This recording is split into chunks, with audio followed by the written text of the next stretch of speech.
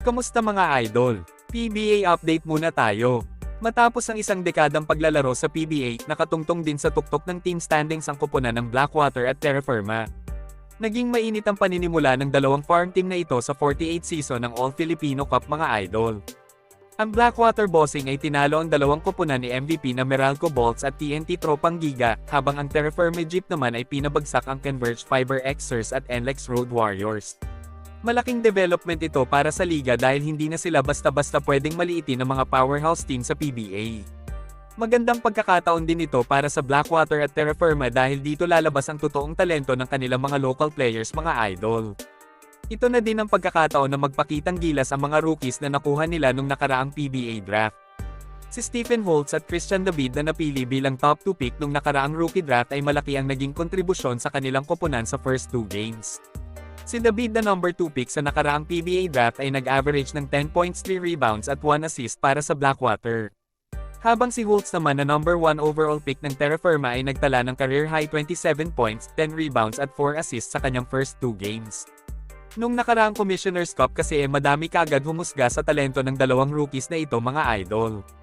Hindi din naman sila masisi dahil nasa adjustment period pa ang dalawang manlalaro dahil sa ibang bansa talaga nagsimula ang kanilang basketball career. Madami tuloy mga basketball fans ang nagsabi na nagsayang lang daw ng top pick ang Blackwater at Terra Firma. Dahil pumili sila ng rookies na hindi naman ganong kahusay maglaro kumpara sa mga homegrown talent natin dito sa Pilipinas.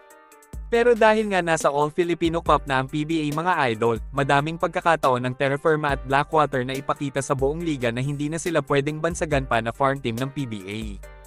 Kagaya nga ng sinabi ni James Yap sa kanyang koponan na Blackwater, kung gusto nilang makakuha ng respeto sa liga, dapat ay makapasok na sila sa playoffs o kahit man lang sa semifinals.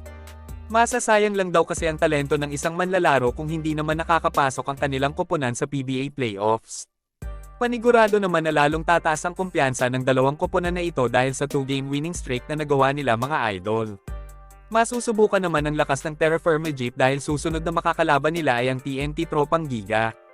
Panigurado kasi na gustong makabawi ng koponan ni Chot Reyes matapos ang masaklap na pagkatalo nila sa Blackwater Bossing. Madami ang nagulat sa pagkatalo na iyon ng Tropang Giga kahit lalo pang lumakas ang kanilang lineup dahil kay Brandon Ganueles Rosser. Para naman sa Blackwater, may pagkakataon pa na magtuloy-tuloy ang kanilang winning streak dahil makakalaban nila ang mahinang koponan ng Converge Fiber Xers. Hanggang dito na lang muna mga idol. Maraming salamat sa panunood. Kita-kits ulit tayo sa videos na aking ipapalabas patungkol sa basketball. Kung bago ka pa lang sa channel ko, please consider to subscribe at huwag kalimutan pindutin ang like at notification bell button para updated ka sa videos na aking ipapalabas. Salamat mga idol!